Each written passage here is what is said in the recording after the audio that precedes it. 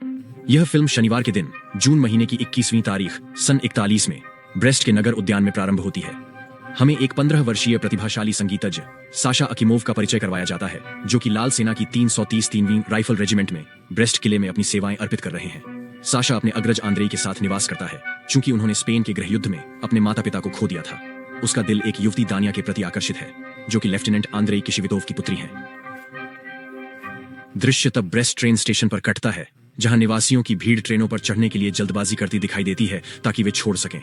पता चलता है कि शहर पर जल्द ही जर्मन नाजी सैनिकों द्वारा हमला किया जाएगा, ऐसी अफवाह है।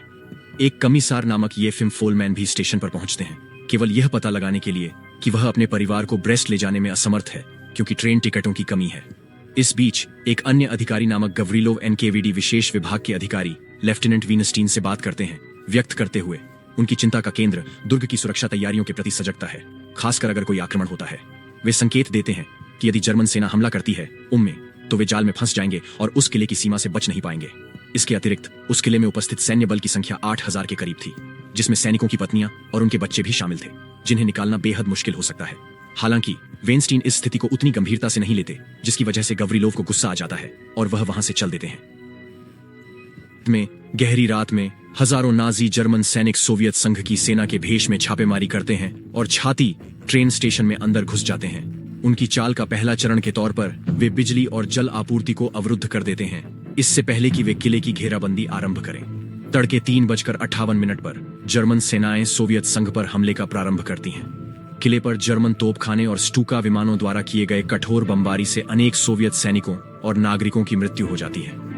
इस अप्रत्याशित हमले ने नागरिकों में आतंक फैला दिया, जिससे वे अपनी जान बचाने के लिए भागने लगते हैं। एक के बाद एक इमारतें नष्ट हो जाती हैं, जिससे अफरा तफरी मच जाती है। सुबह 6:30 पर जर्मन सैनिक किले की ओर बढ़ना शुरू करते हैं, अस्पताल के कर्मचारियों और मरीजों को पकड़कर और मारकर।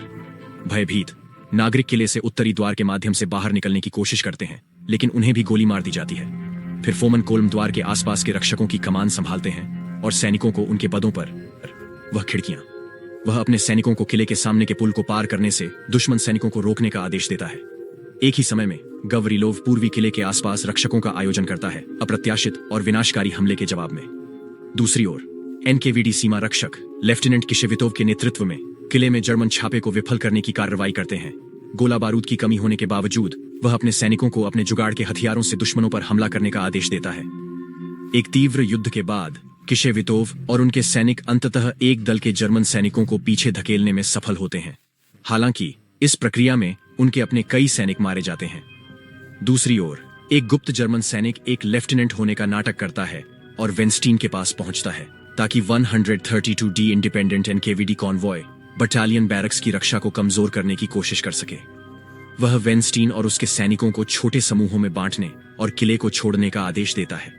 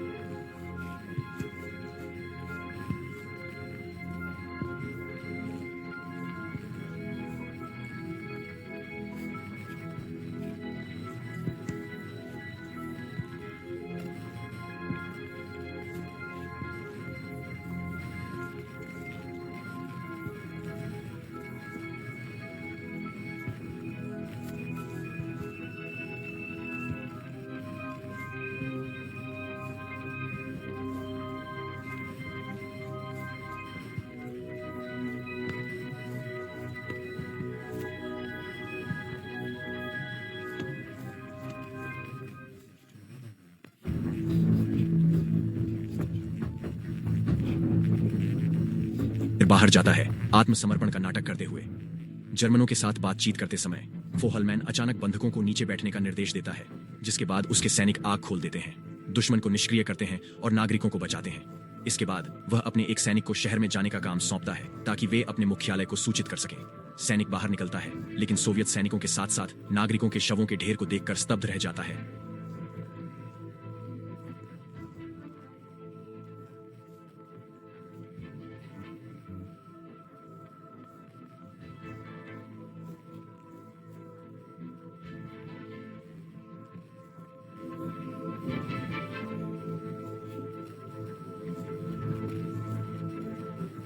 को सजग करता है और उन्हें जुगाड़ के हथियारों के साथ तैयार होने और उनके स्थानों पर ले जाने के लिए तैयार करता है।